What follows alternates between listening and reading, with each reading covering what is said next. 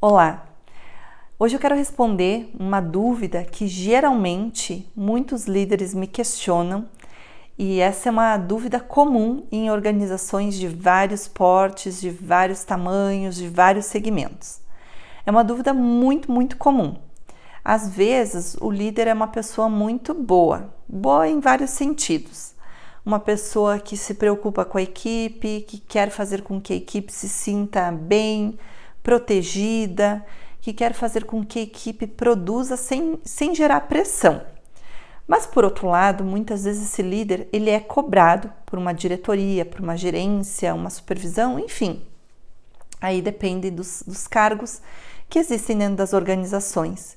E a forma como ele é cobrado é com essa pressão, com uma exigência para chegar no resultado. E muitas vezes o líder ele acaba segurando isso e acaba não levando para a sua equipe o que ele está sentindo, não se demonstra vulnerável. A equipe entende que pode manter o mesmo comportamento, enquanto isso o líder se encontra numa situação. E agora, o que eu faço?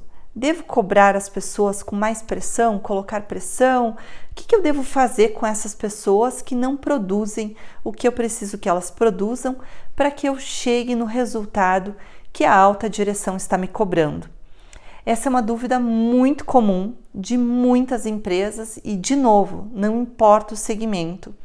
O que você faz num caso como esse?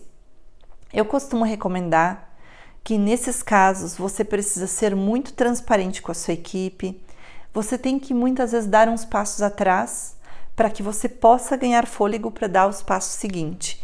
Então você precisa chamar um por um, com muito respeito, com muita educação e falar sobre a expectativa que você tem em relação ao trabalho dessas pessoas.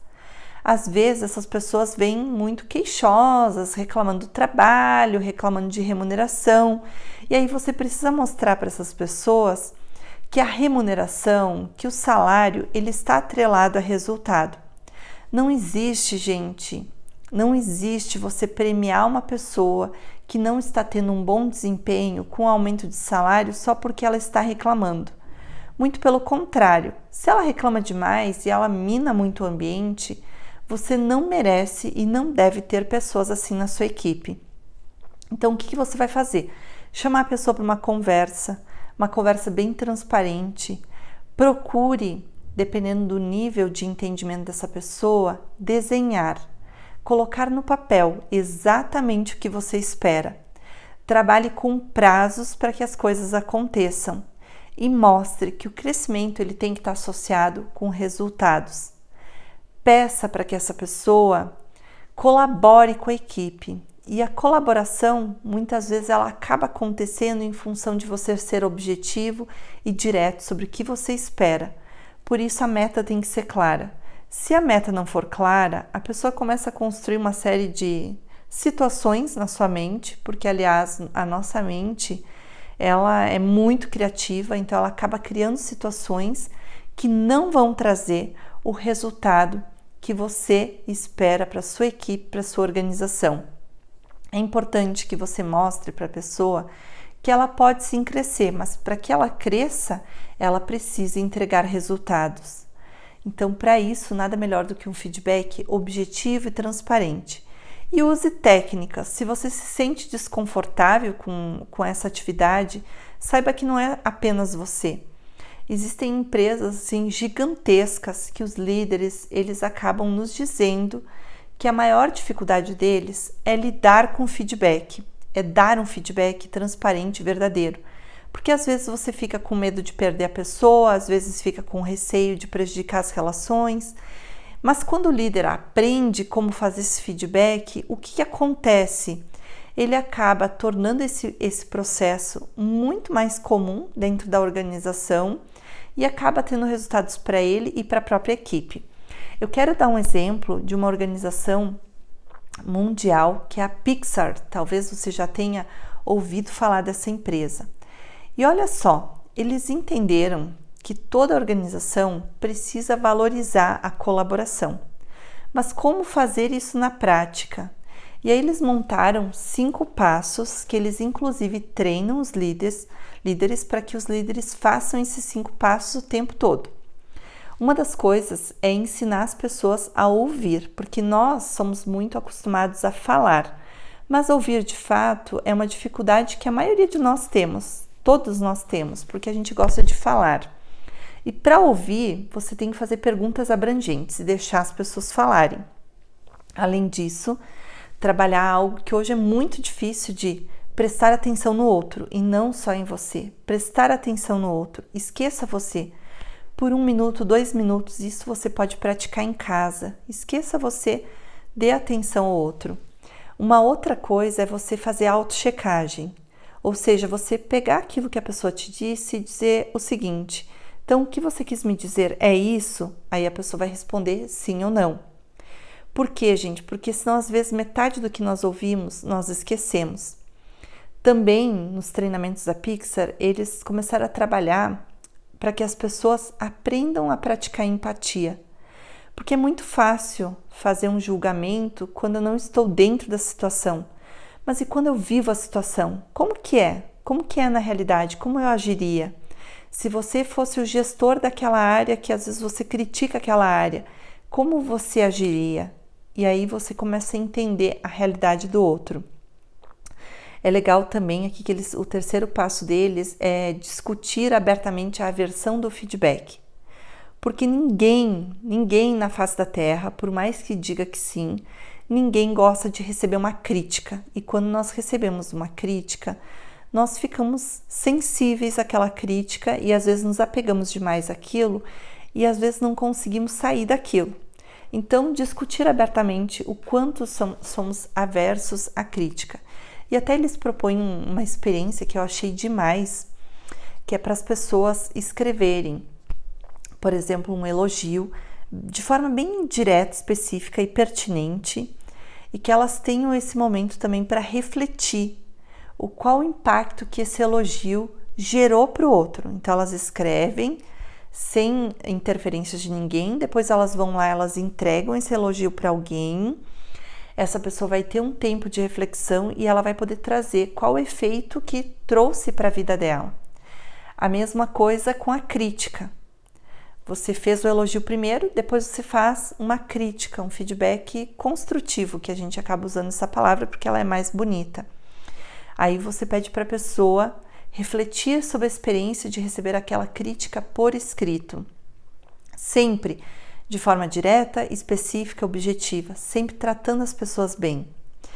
Aí você promove uma grande sessão de brainstorming. E nesse brainstorming, todo mundo vai ver que recebeu elogios e críticas. Olha que interessante, porque ninguém é perfeito, é impossível ser perfeito. E quando achamos que chegamos na perfeição, cuidado, porque aí está o nosso ego. E o nosso ego, ele faz com que a gente fique cego para muita coisa e não perceba, às vezes, o que está acontecendo na nossa frente. E ok, tem pessoas que vão ter mais dificuldade de lidar com as críticas, então a gente entra com o coaching para ajudar a pessoa a sair daquela construção ou daqueles obstáculos que ela plantou para ela mesma. Bom, gente, outra coisa é ensinar a liderança para as pessoas, mesmo aquelas que estão seguindo você, que hoje não são ou não ocupam atividade de liderança. E para isso, a gente tem que instigar as pessoas a trabalharem o seu autoconhecimento.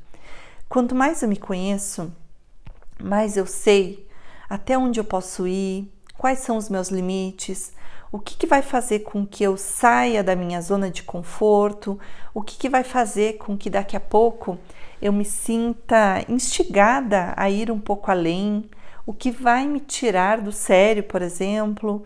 Quanto mais eu me conheço, mais eu sei lidar com os outros. Enquanto eu não me aprofundo no meu autoconhecimento, eu acabo muitas vezes lidando com as relações de uma forma muito superficial.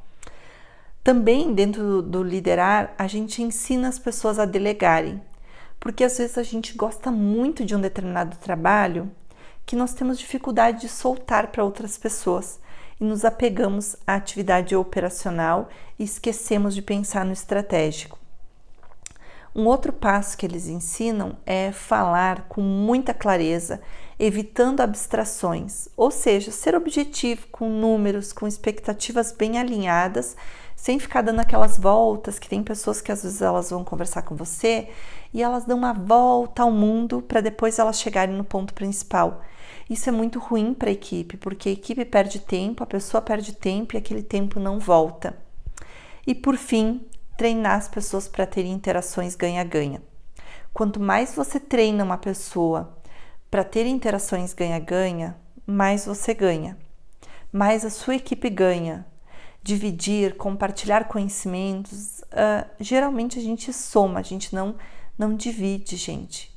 Quando a gente está dividindo, a gente pensa às vezes, eu vou perder isso. Não, muito pelo contrário. Eu gosto de dar um exemplo, que no ano passado eu treinei várias pessoas numa formação de consultores. Talvez você pense, nossa, vai treinar consultores, vou perder espaço.